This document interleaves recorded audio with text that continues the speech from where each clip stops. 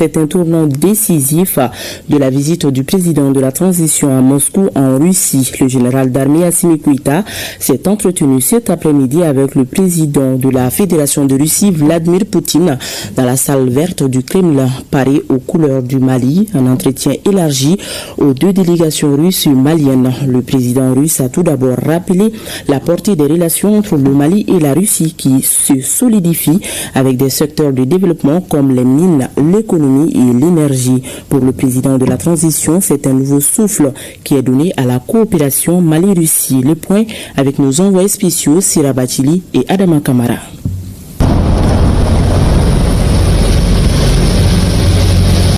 L'empreinte de solennité russe au Mali, c'est l'expression d'une marque de considération de deux nations qui se reconnaissent dans une coopération de vision commune avec une gouvernance axée sur des principes de souveraineté.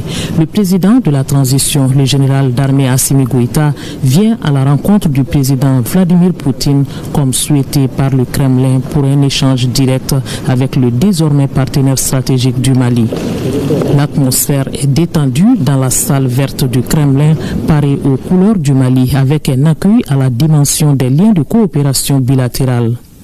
L'instant est historique.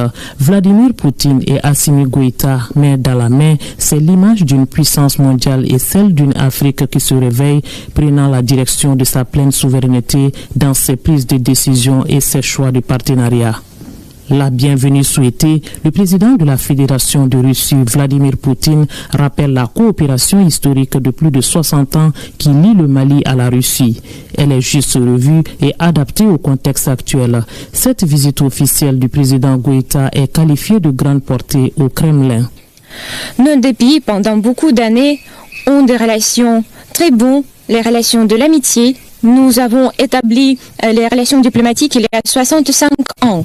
Et pendant toutes ces années, nous avons continué la coopération. La Russie a préparé plus de 10 000 de spécialistes pour votre pays. Et je dois dire que ce travail humanitaire continue même aujourd'hui.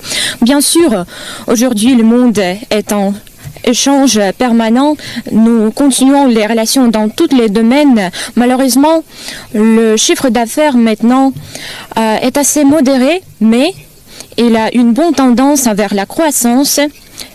Et en plus, il y a de bonnes directions pour la coopération comme l'exploration minière, l'exploitation des ressources naturelles, l'énergie, la logistique et bien sûr le domaine humanitaire que j'ai déjà mentionné.